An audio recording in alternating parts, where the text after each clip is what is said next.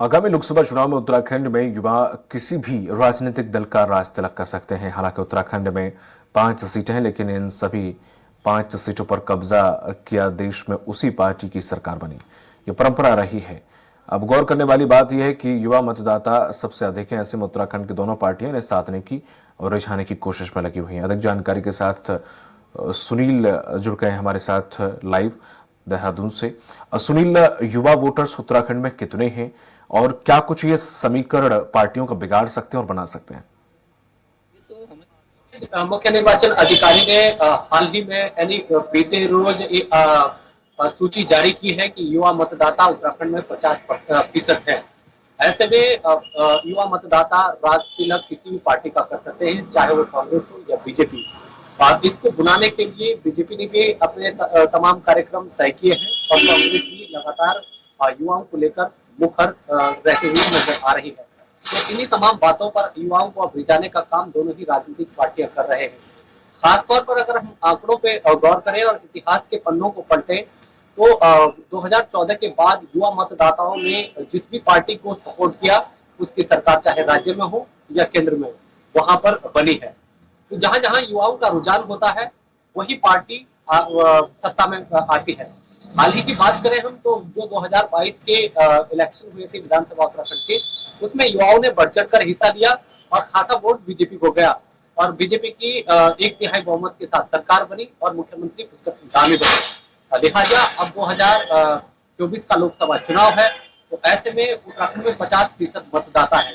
इन मतदाताओं को रिझाने के लिए बीजेपी और कांग्रेस लगातार प्रयास कर रही है। बयानात की बात करें तो बयानात को लेकर जिस तरह से बीजेपी की तरफ से बयान आ रहे हैं कि उन्होंने युवाओं के लिए खासे काम किए हैं और युवा मतदाता उनको ही आगामी लोकसभा चुनाव में वोट करेगा।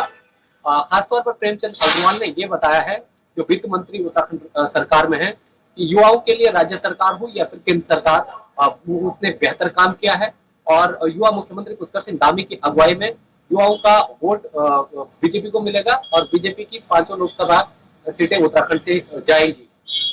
वहीं जो कांग्रेस के प्रदेश अध्यक्ष करण माहरा है, उन्होंने साफ तौर पर ये कहा है कि डे फर्स्ट से हम युवाओं के साथ रहे हैं, चाहे वो भर्ती घोटाला प्रकरण हो, जो UP-SSC का मामला हुआ था, या उसमें फिर जो लाठीचार्ज हुआ था उस समय भी कांग्रेस मुखर रही।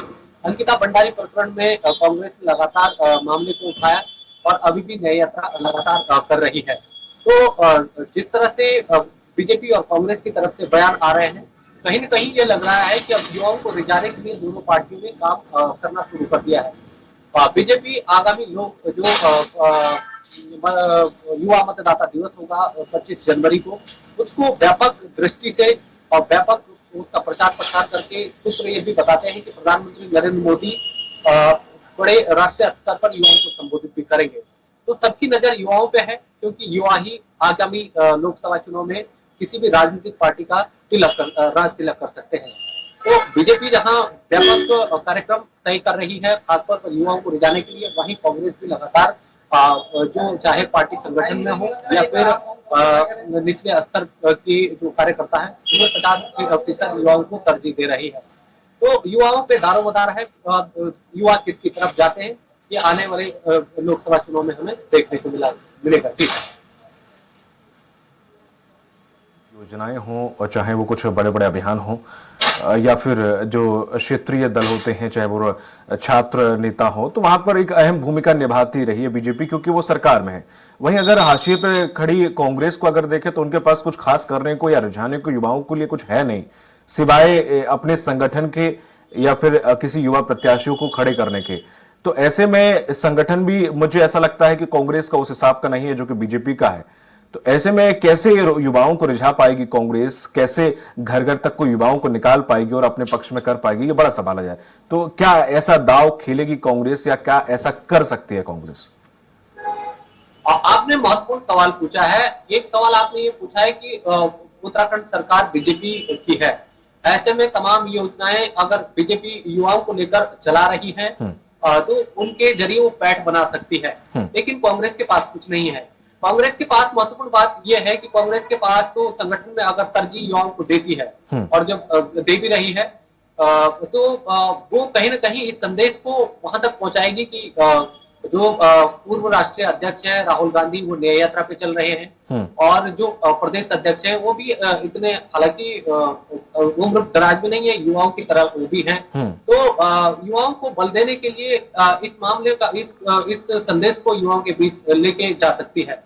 और खासतौर पर ये, चाहे यूके SSS भर्ती प्रकरण रहा हो, जिस तरह से पिछले दिनों लाठीचार्ज हुई थी उसको उठाने का मामला रहा हो, या फिर नौकरियों में तमाम तरह की गड़बड़ियां जो पाई गई उसको लेकर मुखरता से तमाम सारे बातें कांग्रेस ने कही हो, तो इन तमाम मामलों को लेकर कांग्रेस आगामी चुनाव में जा सकती है और युवाओं के बीच पैठ बना सकती है। हाँ, लेकिन जो कांग्रेस बीजेपी है, बीजेपी का ये कहना है कि हमने युवाओं को स्वावलंबी बनाया है, स्वरोजगार की दिशा में आगे बढ़ाया है, उनको उद्यमिता के क्षेत्र में आगे बढ़ाया है और आत्मनिर्भर बनाया है। तो इन तमाम संदेशों के जरिए दोनों पार्टियां इलेक्शन में जाएंगी, लेकिन बड़े पैमाने पर एक जो 25 जनवरी को युवा मतदाता दिवस है, उस पर व्यापक कार्यक्रम बीजेपी ने तय किए हैं।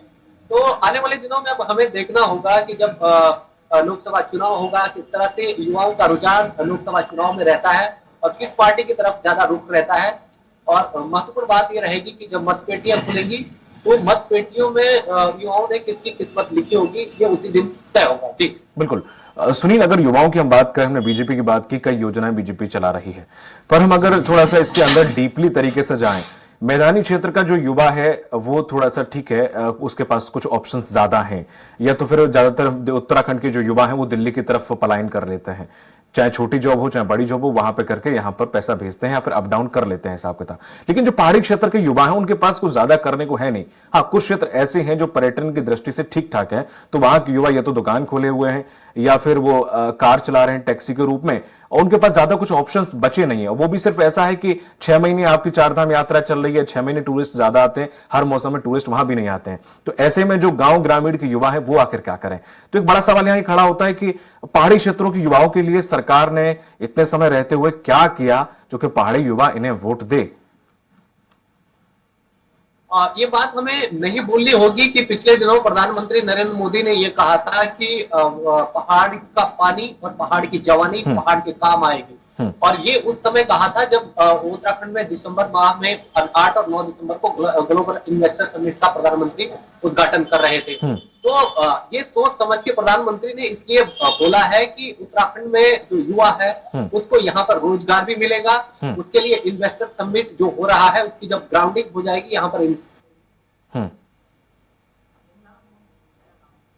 योजनाएं हैं उनको लेकर युवाओं के बीच तो राज्य सरकार जा ही रही है। लेकिन महत्वपूर्ण बात ये भी है कि जिस तरह से आपने सवाल किया कि पहाड़ के युवाओं के को कैसे रिझाएगी, जो पलायन चाहे वो दिल्ली हो या भारत के अलग अलग शहर हो, उनको क्या बताने का प्रयास बीजेपी यहाँ पर करेगी।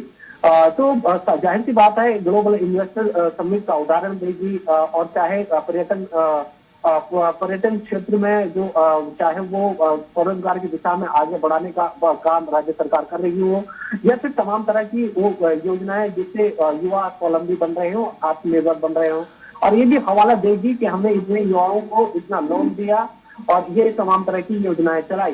पर सुनील, जो युवा इन्वेस्टर समिट हुई उसके रिजल्ट हमें आने वाले 5 या 7 सालों में नजर आएंगे। लोकसभा चुनाव नजदीक हैं, ऐसे में जो पिछला 5 सालों में बीजेपी ने किया है उस पर युवा कितना भरोसा करता है बीजेपी पर, सवाल यह है। इन्वेस्टर समिट हो सकता है कि एक जरिया है जो आने वाले समय में इन्हें भविष्य को देखते हुए, लेकिन अभी वर्तमान की अगर हम बात करें तो कम शब्दों में सुनील, जो आपने है वो इस चश्मे से देखने की जरूरत है कि जब अयोध्या में राम मंदिर निर्माण को लेकर कार सेवकों ने तमाम सारे प्रयास किए, और उसके बाद बीजेपी लगातार इस चीज को आगे रखते रही कि हम राम मंदिर वहीं बनाएंगे। तो यही फॉर्मूला यहाँ पर आप लगा के देखिए कि बीजेपी अब ये कहेगी कि हमने ग्लोबल इन्वेस्टर समिट किया, 3,50,000 करोड़ के हमने यहाँ पर MOU किया, अब उनको धरातल पर उतारेंगे, इससे युवाओं को रोजगार मिलेंगे। तो ये फॉर्मूला, राम मंदिर का फॉर्मूला यहाँ पर भी